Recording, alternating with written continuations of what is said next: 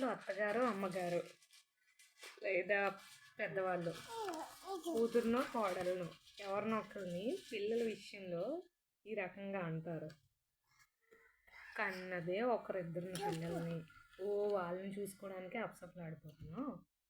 లోపల నుంచి బయటికి బయట నుంచి లోపలికి తిరుగుతూనే ఉంటారు. మమ్మల్ని చూడండి, మా టైంలో 4-5 పిల్లలను కనేవారు.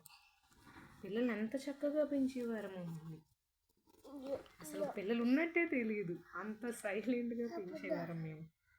మీరు కన్నది 2 పిల్లలనైనా కంగారు పడిపోతుంటారు. ఇంట్లో పని అవ్వలేదు. మళ్ళీ మేము మా టైంలో ఇంట్లో పని అంతా చేసుకునేవారు. తోటికోడలు ఆడపడుచులు అందరినీ చక్క పెట్టేవారు. ఇక బాధ ఏం లేదు, అయినా కంగారు పడిపోతారు.